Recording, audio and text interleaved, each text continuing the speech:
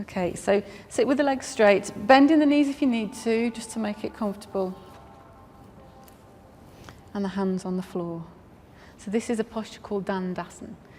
So a lot of our body's in contact with the floor and it can help us feel very grounded, bring us down with anxiety, just feeling grounded and the contact with the floor. And then bend your right leg at the knee and hug around that knee. You know, we can have very much self-soothing effects on ourselves by hugging ourselves every now and then, by, you know, rocking our bodies in certain ways. You know, if we knock our elbow, we have a tendency to rub it and kind of self-soothe. And all that kind of thing has been shown to actually reduce pain.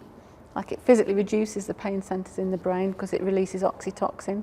So hug your knee and then just lift your foot off the floor, just to sort of bring that leg closer into the body.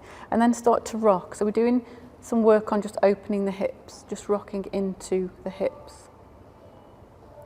So the left hip. And then take the leg, just hold around the back of the thigh, interlace the hands, hold around the back of the thigh. Let that leg drop a little bit closer to the ground and then extend the knee, breathing in, breathing out, bend it. Breathing in, extend. Takes a while to get used to the breath work, doesn't it? Breathe out, bend it. Breathe in, extend. So initially that left brain is thinking, what the hell am I doing? When am I breathing? I'm getting really confused. And then all of a sudden, we click into right brain mode and we know what to do anyway, if we let the process and trust the process. And one more, breathe in, extend, and breathe out and bend that knee. So one of the key benefits of yoga on a very physical plane, obviously the main benefits of yoga on the mental plane, is just that we extend the joints through their full range of motion, and that keeps our joints healthy. Joints tend to hold a lot of, they can trap energy, and obviously joints themselves can get unhealthy, so that's a great benefit anyway. So we're working into the hip joint now, so just lift your leg, and we're going to start. We want to somehow just hold and support the low leg. So you might be here, but keep this foot flexed. So keep this foot bent, not straight, bent. It protects the knee.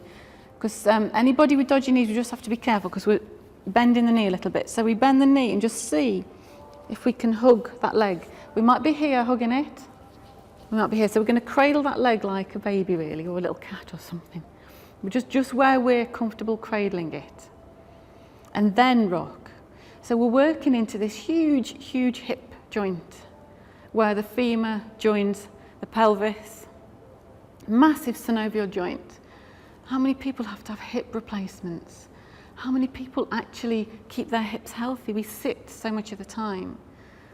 Mr. Iyengar, one of the big yogis, said the worst invention of man is the chair, the settee maybe. And then put the foot down.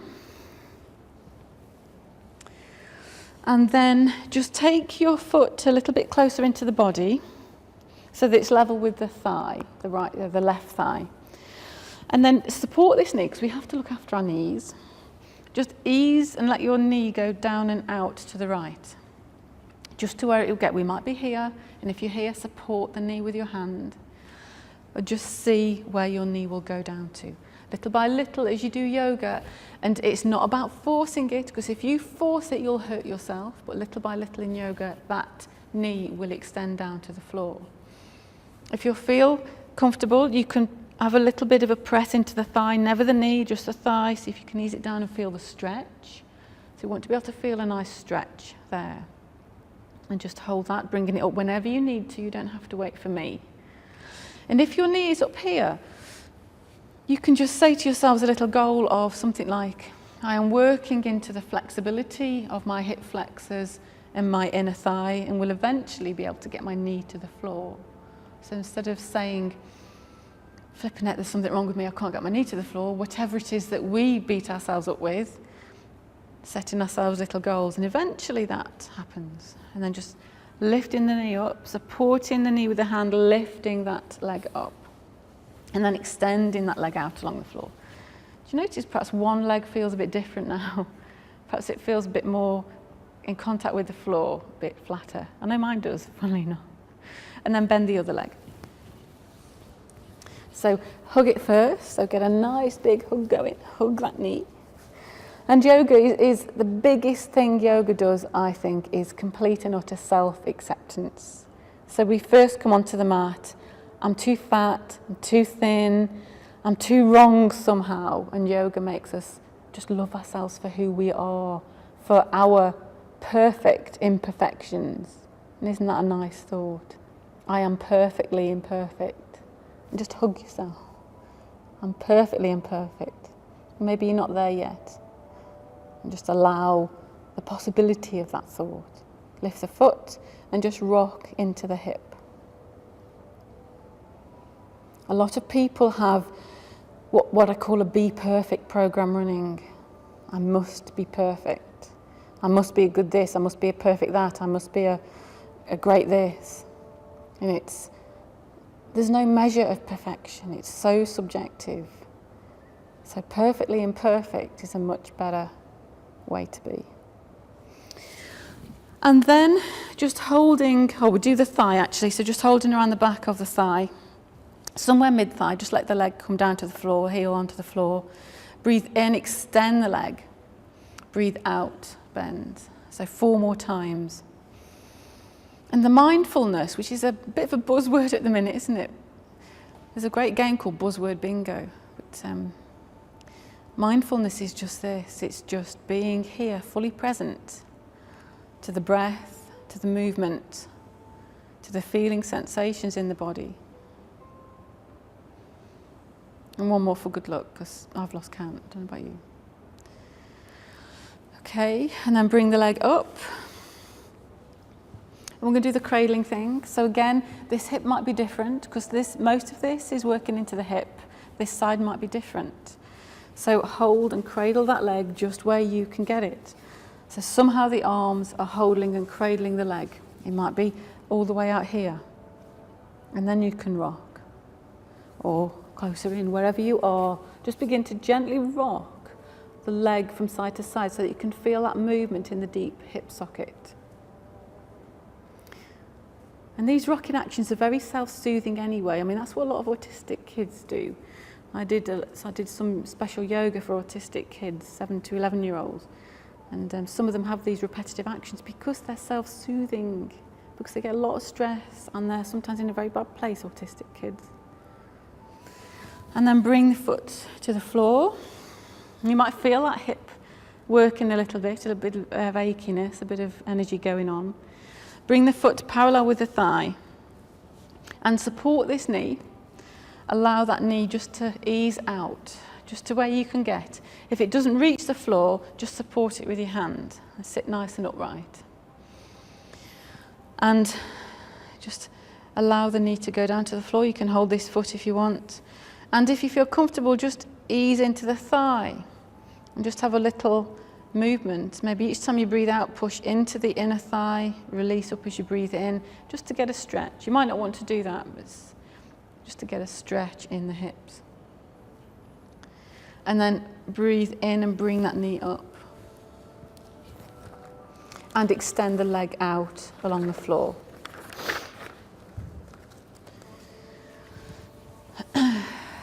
How's everybody's knees? Anybody got really dodgy knees? No. We'll see how we get on with this. Right, so we're just going to come into kneeling, into what's called vajrasana in yoga. So kneeling up, yeah. Okay, so if we're having trouble kneeling, I haven't brought the blocks today because I sometimes have such a lot to carry. You haven't got arthritis or dodgy knees? Or, yeah, but you know how to look after it. Yeah. Yeah, okay. So one way to protect knees is to sit on something like this. So see if that helps. But if you need to stop or you need to have the ankle out, that's fine, yeah. And if you need to come out, you can just come and sit cross-legged with that, yeah. Many people that I come across do struggle kneeling, and it could be tight thighs, quadriceps. Sometimes it's the ankles that stop us. So, and this tendency to, we were talking about at the beginning, weren't we, about reading books or doing practice. we have a tendency, all of us, to miss the appreciation of the littlest things, and to be just that sense of gratitude. So every time I come into vajrasana, I'm just really grateful that my body will let me do this, or any posture really. So wherever you're at, just take a minute, second or so, just to be really grateful and appreciate the fact that your body can do this, wherever you're at. And if you can, feel the seat bones on the heels. The most important thing in this posture is the uprightness of the spine. So wherever you are, if you're not quite in vajrasana, just focus on the spine being nice and upright.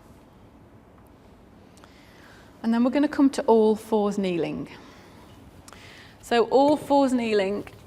Sometimes our kneecaps are a bit sensitive. I mean, this isn't a posture that's going to hurt knees really. Very rarely I come across people who just can't do it. But sometimes you need a little bit of padding under the knees. So you can either roll your mat up or get a jumper or something, but otherwise we're going to come to all fours kneeling. If you can do that now. So to get yourself a little bit of extra padding, sometimes it's quite nice just to roll the mat a little way. Otherwise, hands beneath shoulders. We're going to do cat. Front of the feet flat on the floor. Look at the space between the hands. Make sure your fingers are spread out, because we have a tendency to be a contraction of what we could be.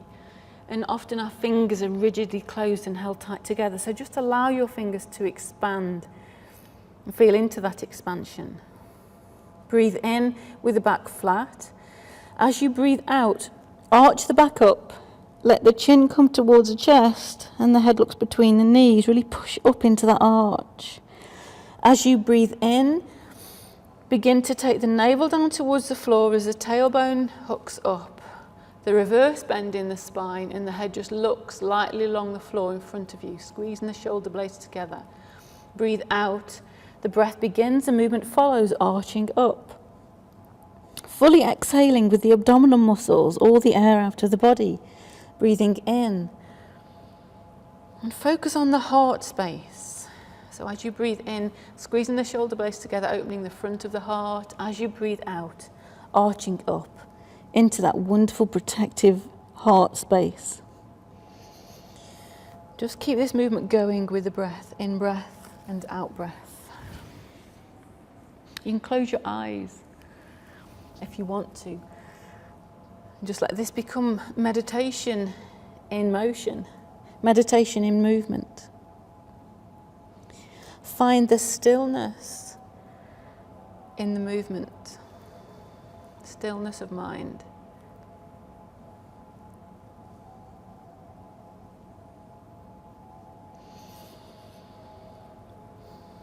So we're looking for how still we can be even when we're moving.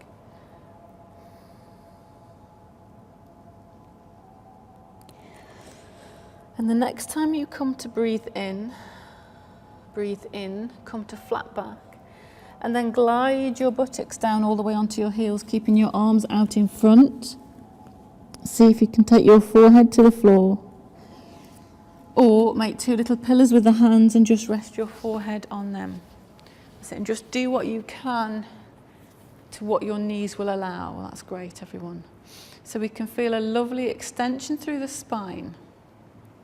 You may feel it more in the lumbar, you may feel it more in the upper spine. Coming up and out of it whenever you need to. And if everybody can just start to walk the hands back.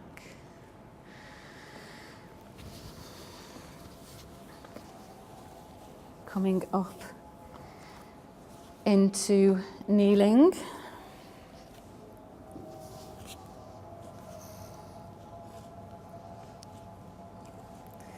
And just staying in the all fours position. We're just going to do a little bit of work with the legs. So take your awareness into your right leg and then extend that leg out behind you, tucking the toes under so the toes are bent and the leg is straight. And make that leg feel really strong. It may help you to take your socks off here if you want to, because we're going to come to standing in a minute anyway. So it might be helpful if you took your socks off. Certainly we'll need to in a minute because we're going to push up into down dog. So that helps to give you a bit of stickiness on the mat. And you can really push into your feet, the toes, and push your heel away from you. So pushing your heel away from you and feeling that stretch in the calf. Pushing your heel away from you, shooting the heel energy, shooting your energy down through your back heel into the wall behind you, feeling that leg strong.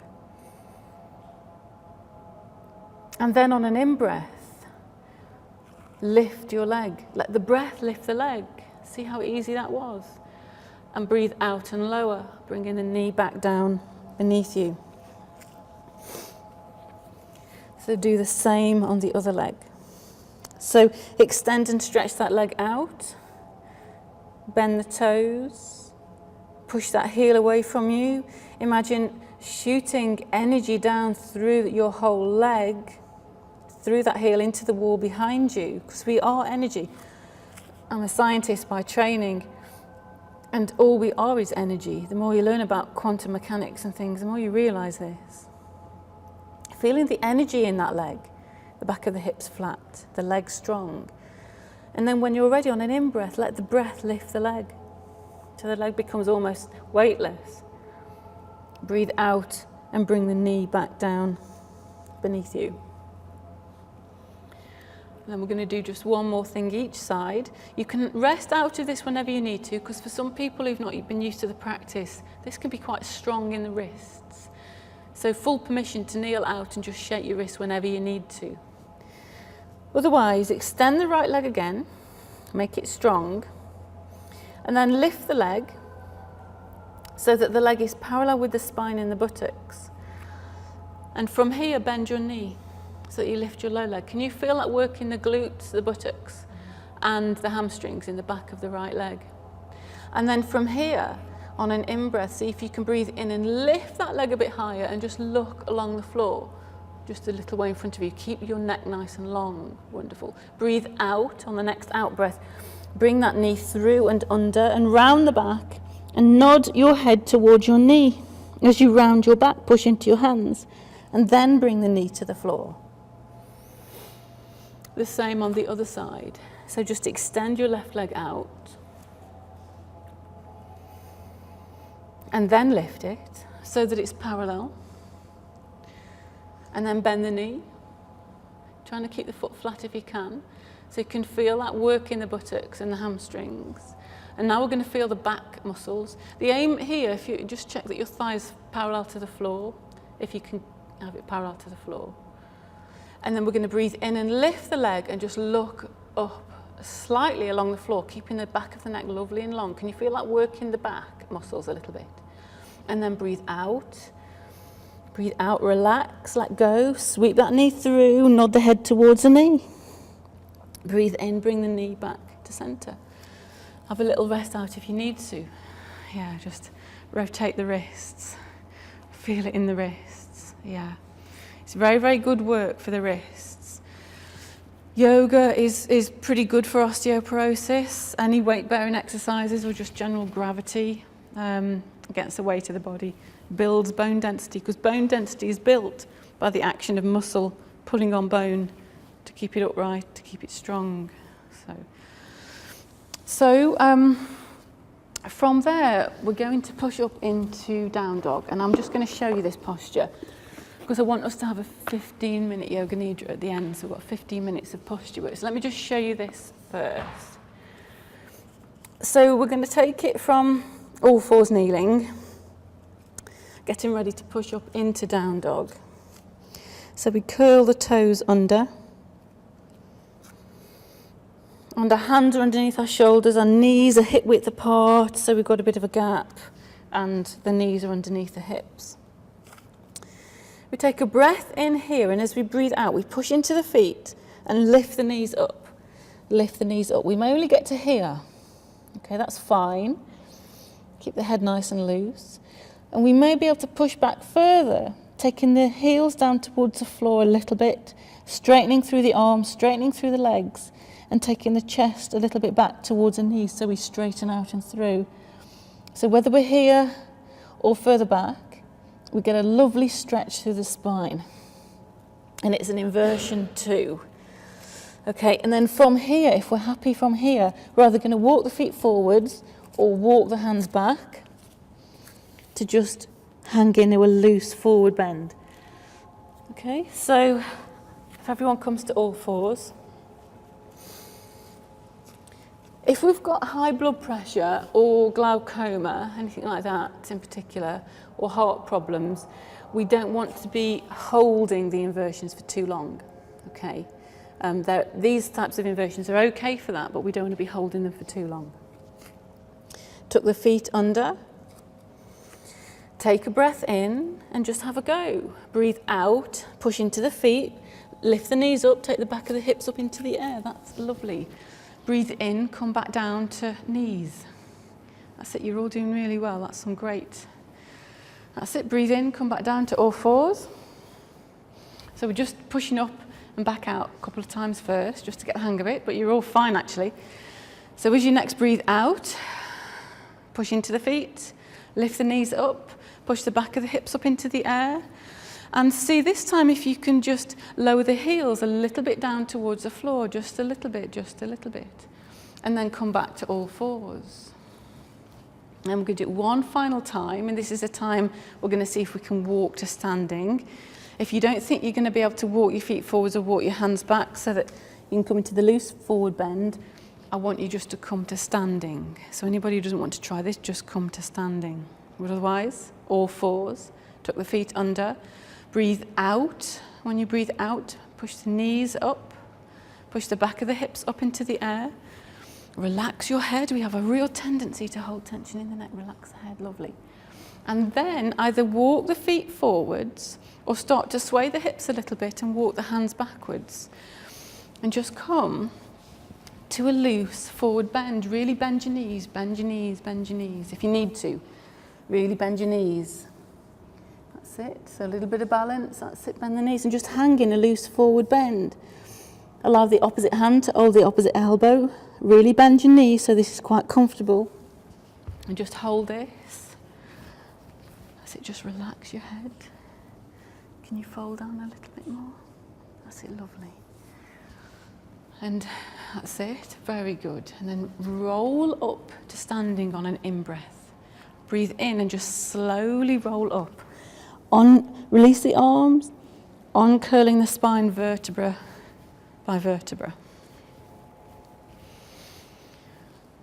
Okay.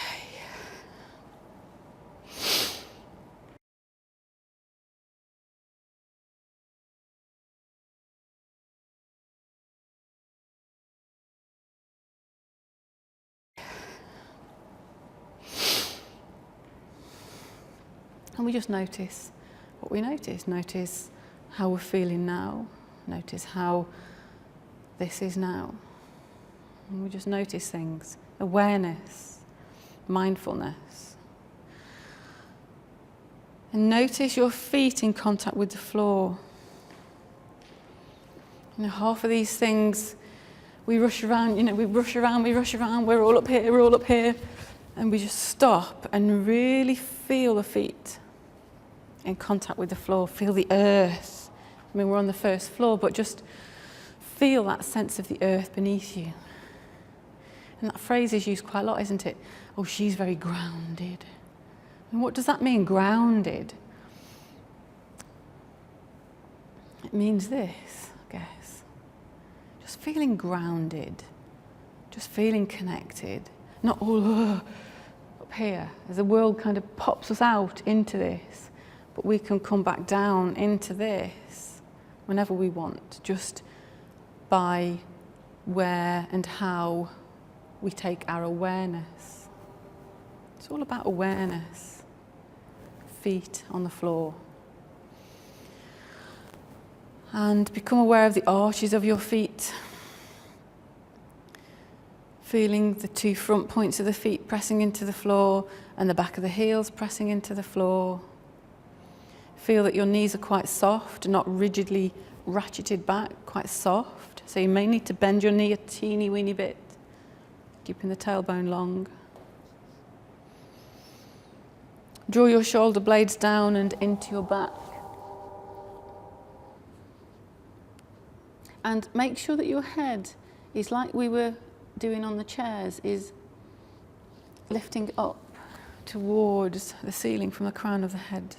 That's it, but the chin's parallel, that's it, lovely. And the arms just hanging loosely by the side of the body. And while you're standing here, feeling the downwards movement of energy through the feet to the earth energy, gravity, and the upwards lifting up through the spine and the crown of the head, take your awareness to just below the belly button, to the navel centre, the Tantien point, the Hara centre. All of the Eastern traditions have a name for this power generator of the body. Take your awareness to this point, just your awareness. And then as you breathe in through your nostrils, breathe in and down into this point. And as you breathe out, allow the breath and the awareness to move back up and out of your nostrils. And imagine and feel even, because it is happening even if you can't feel it. You can imagine or you can feel a sense of drawing in vital universal energy from the air. Breathing in this vital life force and feeling it build reservoirs of energy into this reservoir point. So every time you breathe in, it drops another vital essence of energy into your reservoir of vital energy.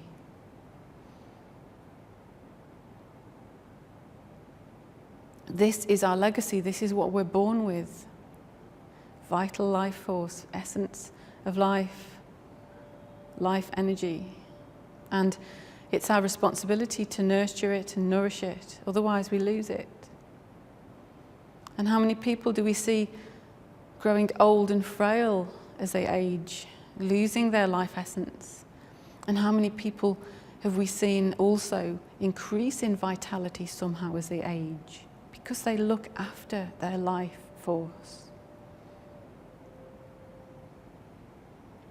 And the final thing is just to let go, really let go to earth, let go of tension, let go of muscular effort, and really feel the weight of your body sinking to earth. Let go to the earth.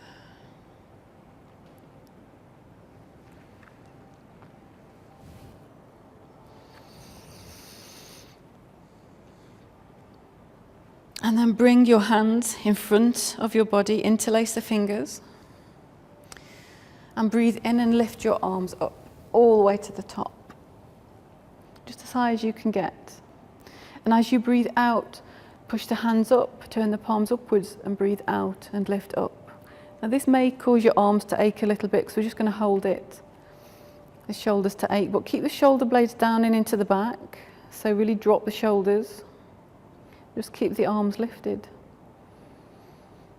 So that here, as you breathe in, you can feel yourself lifting and stretching up a little bit.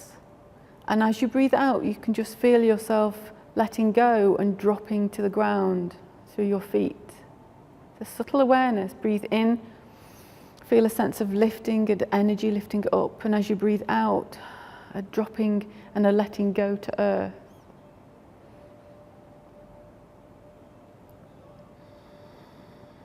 Once more. The arms probably aching.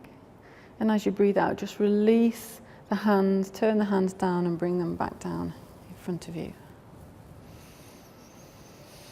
So this time we're going to do a balance.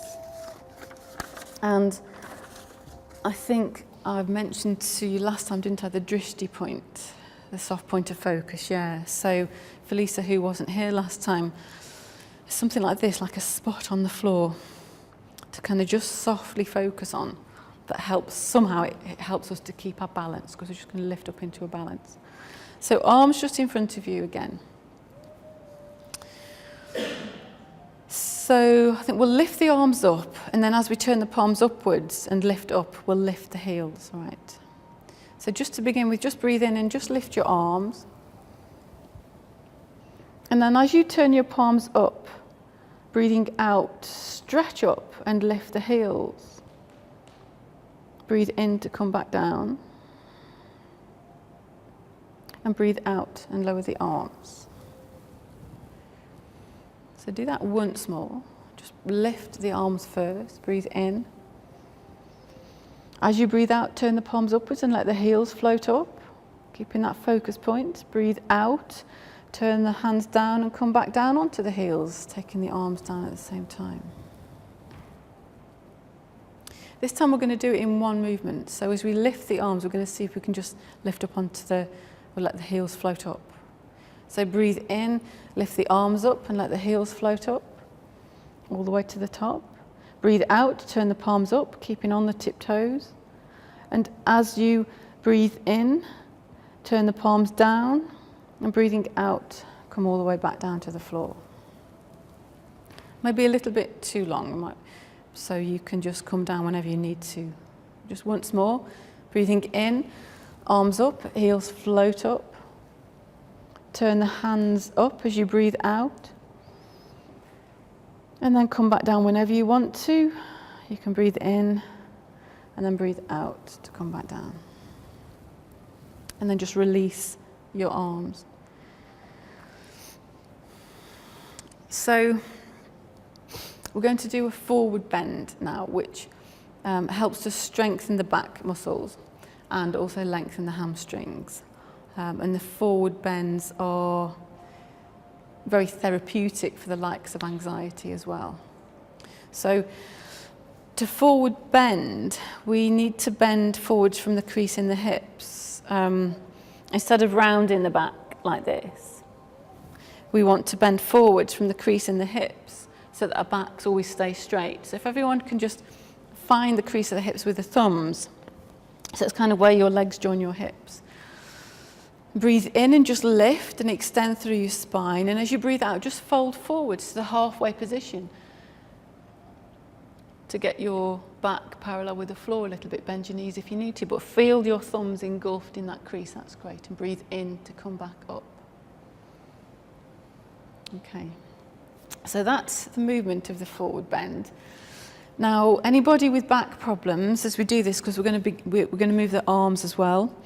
Anybody with back problems does need to keep the knees bent. Yes, so lower back problems, I mean severe ones, quite often minor lower back problems, just general backache with no underlying cause. Forward bends and yoga is fantastic for it. But real low back problems like disc problems and things like that, bend your knees as you forward bend, yeah? And also tight hamstrings. So some of us might struggle to even get to here because we're gonna be working here. So just taking the back so that it's parallel with the floor, the torso is parallel with the floor, and the arms are out at the side. The legs here are straight. My legs are straight because my hamstrings are long, but you may need to bend your knees because your hamstrings may be tight. Okay, so that's what we're going to do. So arms by the side of the body. Breathe in, lift your arms all the way up. And the movement is to breathe out, fly the arms out and come to that halfway position. Bending the knees if you need to, just head looking down at the floor. And then breathe in and come all the way back up. Arms wide, up to the top, lift up. Breathe out, arms back down. I'm just going to do that 3 times. So breathe in, lift the arms up. Breathe out, take the arms wide and fold forwards to that halfway position. Aim to get the torso parallel to the floor. Bend the knees if you need to. Breathe in to come up. Arms lift up, all the way to the top. Breathe out, arms down. That's great. And just do that once more. See if you can either straighten the legs a bit more each time or come a little bit further forwards so that you can really feel not only the back muscles working, but also the hamstrings in the back of the legs. Breathe in to come back up and breathe out. Okay, so let's come down to the floor, but lie on the front of your body. So just lying on the front of your body on the floor, elbows bent, forehead on the hands.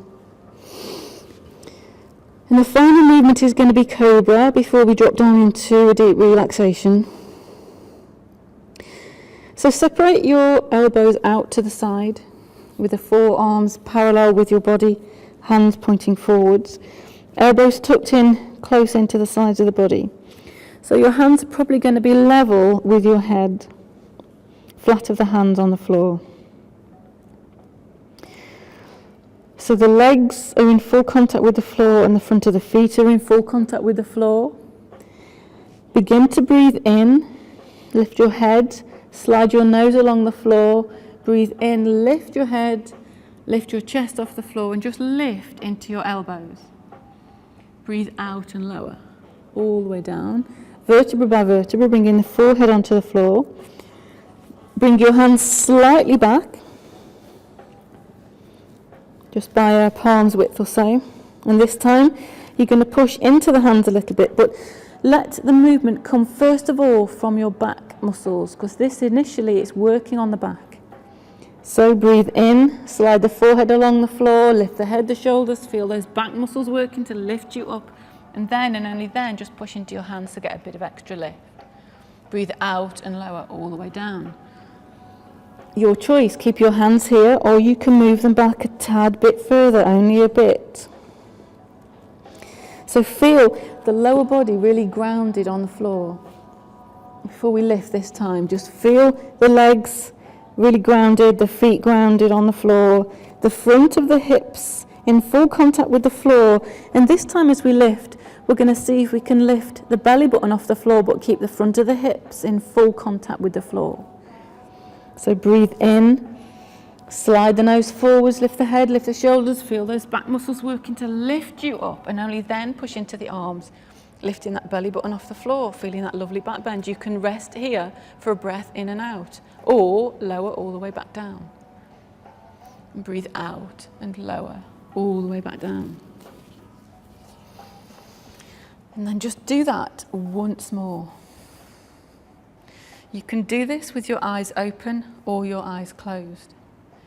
Breathe in, slide the head up, feeling the back muscles lifting you up first, and only right at the end just pushing into the arm muscles.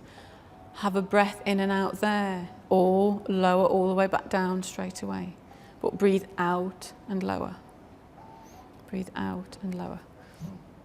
And then bend your elbows, bring your head onto your hands again. Just have a little rock on the front of your hips if you need to. Gently roll over onto your backs. And just bring your thighs over your chest. So bend your knees, bring one thigh over your chest, the other thigh over your chest. Hold the back of the knees. Have a little rock from side to side. So this is quite nice just to ease out the low back. And we're going to do a 15-minute yoga nidra, just an easy yoga nidra to begin with. So you will need to just start to wrap up. So when you're ready, you can just push yourselves up to sitting and make sure that you've got your socks, jumpers. You may even want to wrap yourself up in your coat, you know, if you've got a coat or a blanket. Or in my general yoga classes, I always encourage people to bring blankets to wrap up in the very deep relaxation at the end of the practice, because when you go into a very deep relaxation, it's surprising how the body cools down and lets go. So do make sure that you wrap up in as many layers as you need.